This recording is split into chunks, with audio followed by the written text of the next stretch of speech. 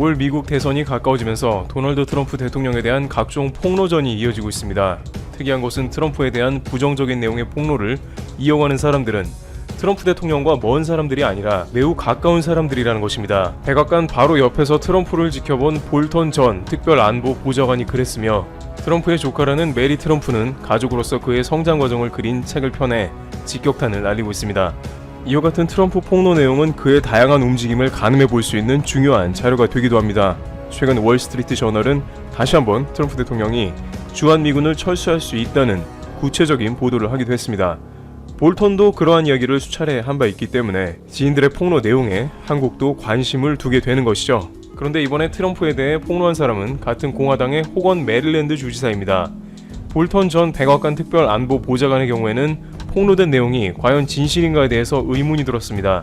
왜냐하면 한국의 청와대에서도 상당 부분 사실이 왜곡되어 있다며 이례적으로 볼턴을 비난했었고, 트럼프 대통령은 이런 기사를 다룬 한국연합뉴스의 영문판 기사를 그대로 트윗하기도 했습니다.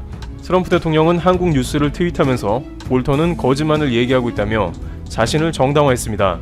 한편 트럼프 대통령은 한국에서 호불호가 갈릴 수는 있으나 나름대로의 호평을 받는 미국 대통령이기도 합니다.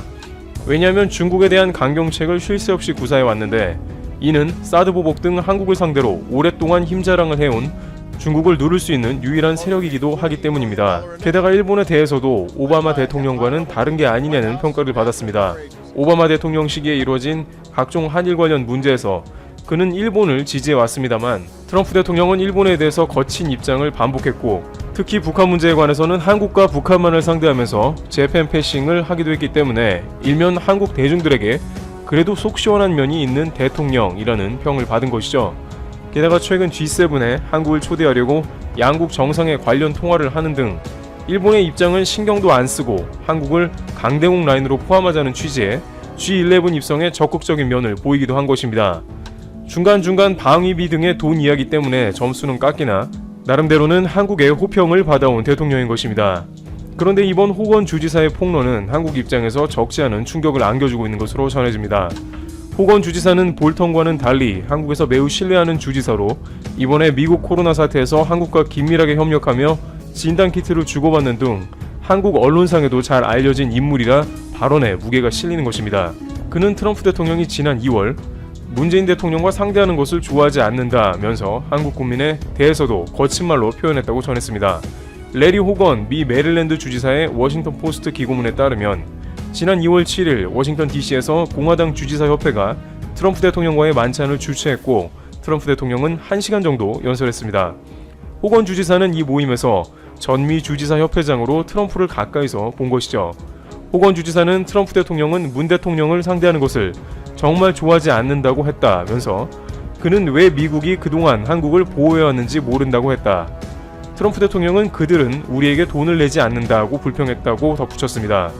만찬이 열린 곳은 미국이 방위비 분담금 협정 체결 지연 속에 주한미군 한국인 근로자의 무급휴직 카드를 들고 나와 한국을 압박하던 시점입니다. 트럼프 대통령은 만찬 사흘 전인 국정연설에서 한국을 거론하지는 않았지만 방위비의 공평한 분담을 강조하기도 했습니다. 또한 트럼프 대통령은 한국 주변국 지도자들을 호평했습니다. 트럼프 대통령은 만찬 연설에서 시진핑 중국 국가주석을 얼마나 존경하는지, 아베 신조 일본 총리와의 골프를 얼마나 좋아하는지, 김정은 북한 국무위원장과 얼마나 잘 지내는지에 대해서도 얘기했지만 코로나19에 대해 발언한 것은 기억에 없다고 호건 주지사는 꼬집었습니다. 트럼프 대통령은 자신의 현재 재선 위기를 불러온 코로나19에 대한 언급을 매우 꺼려합니다. 현재 트럼프 대통령은 코로나19는 어떻게든 벗어버리고 당장 끝내고 싶어하면서 가을 학기에 학생들을 학교에 등교시키려고 하는 국면이기 때문에 주지사 모임에도 코로나 이야기를 하는 자체가 거북했을 것입니다. 그러나 호건 주지사의 경우 가장 중요한 문제는 미국에 걷잡을 수 없이 퍼져나가는 코로나 문제라고 여겼기에 주지사 모임 때 코로나 사태에 대해 거의 언급을 하지 않는 트럼프 대통령이 이해가 가지 않았던 것으로 보입니다. 그런데 호건 지사가 했던 말 중에 가장 심각한 부분은 바로 이 장면입니다. 만찬에는 호건 주지사의 한국인 아내 유미 호건 여사가 동석했습니다. 호건 주지사는 대통령이 한국에 모욕을 퍼붓는 동안 아내는 거기 앉아 있었고, 나는 아내가 상처받고 속상한 것을 알아차렸다. 아내는 나가버리고 싶었다는 것을 안다. 하지만 아내는 예의 바르고 조용히 앉아 있었다고 전했습니다. 그는 트럼프 대통령의 스타일을 정확하게 파악하게 된 것입니다. 또한 바로 이 부분에서 호건 지사가 왜 한국에 대한 정확한 시각을 갖추고 있는가를 나타내주기도 합니다. 호건 지사의 아내가 한국 사람이기 때문에 그는 여느 미국 정치인과는 매우 다르게 한국에 대해 열린 마음이며 미국과 관련된 한국의 불합리한 문제를 만날 때 이건 잘못된 것이라고 말할 수 있는 사람이란 것입니다. 한국은 오랜 기간 동안 미국과의 관계에서 크고 작은 불합리를 겪어왔던 것으로 전해지고 있습니다. 외교가에서 일본처럼 로비를 해온 것도 아니고 뚜렷하게 강대국의 면모가 있었던 것도 아니기 때문에 이러한 억울한 문제, 특히 미국 대통령의 입에서 나온 얘기라면 대부분은 묵인하고 넘어갔을 것입니다만 호건 지사의 아내가 한국인이라는 것과 그가 한국에 대한 애정을 갖고 있는 것이 이러한 폭로를 이끈 것입니다. 만찬 다음 날인 2월 8일에는 이수혁 주미대사가 관저에서 전미 주지사협회를 위한 만찬을 주최했고 문 대통령은 이 만찬에 영상 메시지를 보냈습니다. 호건 주지사는 문 대통령은 유미가 얼마나 자랑스러운지 얘기하고 나서 나를 한국 사이라 칭했다. 우리에겐 큰 의미였고 몇 달이 지나 그의 따뜻함이 메릴랜드 주민에게 얼마나 큰 의미가 있는지 알게 됐다고 적었습니다. 이것은 4월 18일 한국으로부터 50만 회 검사가 가능한 코로나19 진단도구를 공수한 일을 뜻한 것입니다. 호건 주지사는 기고문에서 진단도구 공수에 있어 문 대통령을 비롯한 한국 측이 얼마나 큰 도움을 주었는지 상세하게 기술했습니다. 그리고 호건 지사는 한국에 날아온 진단키트를 보물이나 된 듯이 보호하고 지키는 모습을 보였습니다. 보통 주 방위군은 자연재해와 같은 매우 특별한 상황이 아니고서는 잘 등장하지 않습니다만 호건 주지사는 한국발 진단키트를 이송 후 아무도 모르는 특정 장소에 배치해 그곳을 주 방위군이 지키겠습니다. 그런데 호건 지사의 폭로건을 보니 왜 그가 주 방위군까지 동원해서 한국의 진단키트를 지켰는지 이해가 되는 것입니다. 그는 공화당원에도 불구하고 같은 당의 트럼프 대통령 코로나19 대책에 대해서 비판을 해온 것입니다. 따라서 트럼프 행정부와 어느 정도 대립각이 있었고 일종의 미운 털이 박힌 상태에서 연방 정부에서는 메릴랜드주에 호의적으로 나오지 않을 수도 있었습니다. 그렇기 때문에 호건 주지사는 혹시 진단키트가 연방 정부의 재난방지청 등에 그대로 빼앗길 수도 있다는 생각에 철저하게 해당 물품을 지킨 것으로 판단됩니다. 또한 그는 이 진단키트가 어떤 과정을 통해서 미국까지 배달된 것인지 전 과정을 정확하게 알고 있었습니다. 바로 자신의 아내인 유미 호건 여사가 한국에 한 달 전부터 연락을 하면서 진단키트를 구하기 위해서 노력을 했고 이수혁 주미대사와 함께 일을 하며 진단키트 관련 협상이 거의 매일 밤 이루어진 전 과정을 지켜본 것입니다. 이렇게 진단키트는 우여곡절 끝에 50만 개가 확보되었고 FDA의 승인을 거치면서 미국에 들어오게 되었습니다. 그러다 보니 한국에서 미국 사람들의 생명을 구하기 위해 얼마나 정성껏 도왔는지 아는 것이고 그런 중대한 시국에 방위비 가지고 수가 틀어진 트럼프 대통령의 한국에 관한 발언이 얼마나 황당했었는지 그대로 느껴지는 것입니다. 호건 주지사는 한국과 같은 광범위한 코로나19 검사가 가장 중요한 요소라는 것을 알고 있었으며 그는 이 진단키트가 메릴랜드 주민의 생명을 구할 것이라고 수차례 인터뷰를 통해서 강조해왔습니다. 그는 진단도구 구매에 900만 달러, 한화 108억 원 가량을 들었지만 주 차원의 코로나19 대응에는 28억 달러, 3조 3,700억 원이 들 거라는 전망이 나온 점을 감안하면 그리 큰 액수가 아니라는 설명도 덧붙였습니다. 한국의 진심 어린 대응과 고마움을 이렇게까지 표현하는 미국의 거물급 정치인이 그렇게 많지 않았기 때문에 이러한 모습은 괜히 한국 사이로 불리우는 게 아니라는 의견도 네티즌들에게 제시되고 있습니다. 그러나 한편으로는 주지사 아내가 한국인 정도나 되어야 한국의 진심을 알아줄 정도로 국제 무대의 외교는 냉혹하다는 의견도 나오고 있습니다. 이번 호건 지사의 폭로 가운데 다시 떠오르는 것은 볼턴의 회고록입니다. 볼턴 전 안보 보좌관은 한국에 대해서 호의적인 부분을 거의 기술하지 않고 일본에 대해서만 자신과 입장이 비슷하다는 의견으로 회고록을 채웠습니다. 볼턴은 트럼프 대통령이 아베 총리와 친분이 두텁다고 했으며 이것은 호건 주지사가 했던 말과 일치하지만 어딘가 앞뒤가 맞지 않는다는 것입니다. 일본에 대해서 거침없이 정책을 펼쳐나가면서도 아베 총리와는 개인적인 친분을 강조합니다. 한국에 대해서는 G7 초대장을 내밀면서도 주한미군이 철수해야 한다고 으름장을 놓습니다. 어떻게 보면 다소 이중적인 스타일이라고 할 수 있는데 결국 한국은 이러한 트럼프 스타일에 대해서 상황에 따라 대응하는 방법으로 가야 한다는 것입니다. 사실 일본에서도 트럼프 대통령의 예측 불가능 스타일에 대해서 오히려 한국보다 훨씬 곤란함을 겪은 것으로 파악됩니다. 작년 아베 총리는 트럼프 대통령과 무려 3개월 연속 만납니다. 일본 오사카 G20를 포함해 4, 5, 6월 연속 3개월을 트럼프 대통령과 만났고 극진히 대접하기도 했습니다. 아베 총리는 내심 트럼프 대통령과 북한 문제에 대해서도 긴밀하게 의견을 주고받으며 관여하길 원했을 것입니다. 그러나 트럼프 대통령은 아베 총리에게 단 한마디도 하지 않고 G20 이후에 곧장 한국행 비행기를 타버렸습니다. 트럼프 대통령은 문재인 대통령과 함께 김정은 위원장을 만났고 이 가운데 일본의 존재감은 거의 없다시피 했습니다. 결국 트럼프 대통령을 상대하는 것은 그 누구도 쉽지 않으며 경우에 따라 이중적인 그의 스타일에 잘 대응할 수밖에 없다는 것입니다. 이러한 흐름은 자국 중심주의가 강해진다는 코로나 이후에는 더욱 강화될 것으로 관측됩니다.